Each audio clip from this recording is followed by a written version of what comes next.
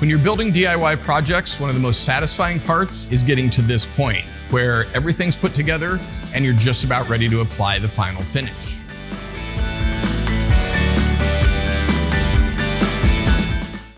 You know, finishing is one of those places where you can really customize your project. Even if you're building from a plan, you can totally change it up depending on the stain color or the paint that you use.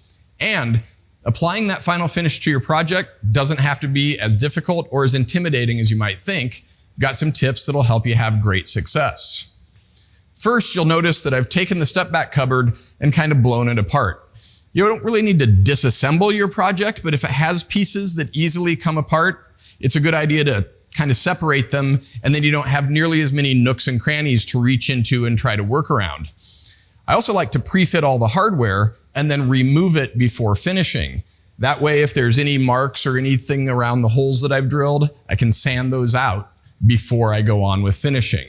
You know, it's not a lot of fun, but it's really important to take the time and invest in that prep work. It'll make a big difference in how your project looks. And you want to be sure to sand consistently. If you sand some parts to say 100 grit and others to 150 or 180, the rough parts and the smooth parts may absorb stain differently and lead to big inconsistencies in color. So it's really important to take the time. You know, you're going to live with the project for a long time. And so, you know, what's another hour or two of sanding time? And a great sanding tip that a lot of people forget about is when you have these edges on your project, just take a piece of sandpaper and just slightly go over all those edges. You're not rounding them off, you're just knocking off that sharp corner. You'll get a lot better results. It won't be a fragile corner, and the stain will stick better as it's wrapping around there. When you're done sanding, obviously you're going to vacuum or wipe down your project, and you may think it's ready to go, but there's probably a lot more sawdust left behind than you'd think. So grab a tack cloth and wipe down the surfaces. You'll get a lot more sawdust off than you might expect. You know, tack cloth is kind of gummy, or it's a tack cloth. So don't press real hard. You don't want to push that tacky material into the surface, but just get everything wiped down. Finally, when you're sanding, it gives you a great chance to look over your project one more time and make sure that you haven't missed any spots. And if you need to, add a little wood filler to fill in the gaps. Be sure that you get wood filler that's stainable so it won't interfere with your stain. With those things done, you'll be ready to apply your finish. When you're ready to stain your project, one of the hardest decisions to make can be what color to choose. There's so many stain colors available. I like to make up some samples. You know, this is one where I've taken a piece of the scrap material and applied two colors that I thought I was going to like. Well, one was way too red, didn't like that. The other one was really light. So I went back to another sample board that I'd made before, and it has a bunch of different colors on it. And I found that for this project, I really like this one. Happens to be mahogany, so that's what I'm going to use.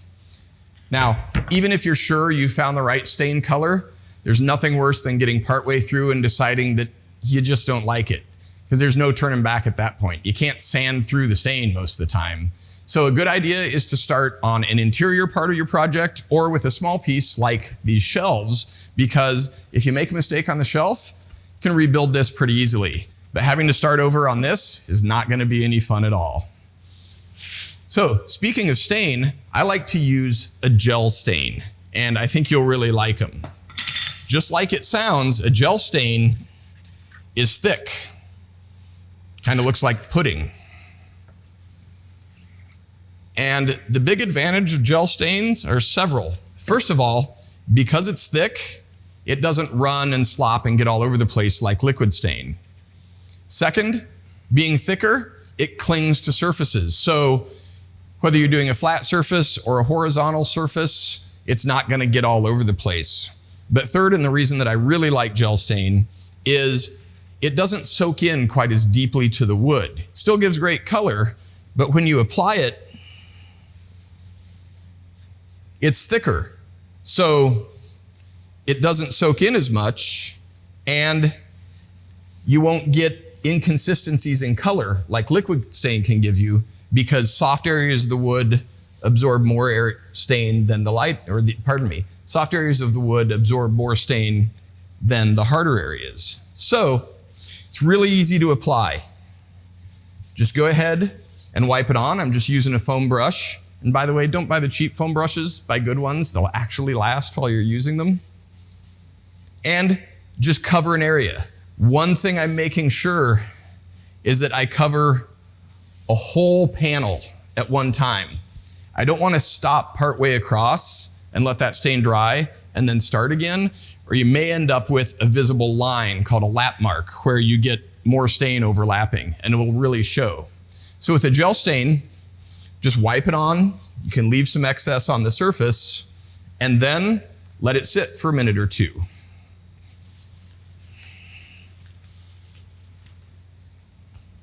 Grab a rag and just start to buff up the extra.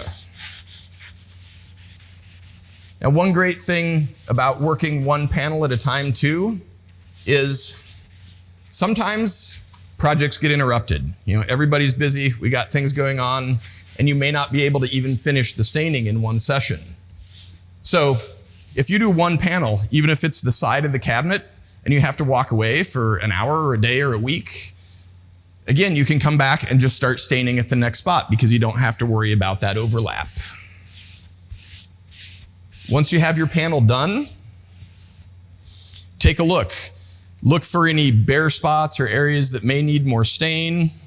If you don't see any, you're ready to move on.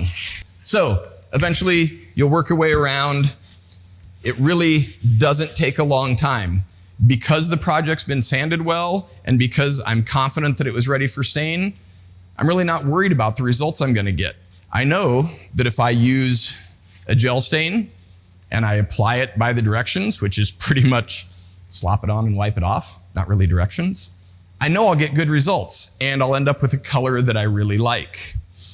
Now, of course, when you first apply stain, it will be a little bit dull, but don't worry about that. Before I talk about what comes next, I want to talk about these, your stain rags. These rags that are soaked with stain, please don't leave them wadded up. A wadded up rag will actually start having a chemical reaction and it can get hot enough to catch fire. It happens in shops, it happens in restaurants with greasy food rags. Don't let it happen at your house. Take your stain-soaked rags, open them up flat, and then lay them out on the concrete or hang them on a line until they're good and dry. Might take a couple of days. Then you can throw them away with your regular trash. But you just need to be safe and to make sure that you don't risk anything with a simple mistake, which can be taking a rag and tossing it on the floor.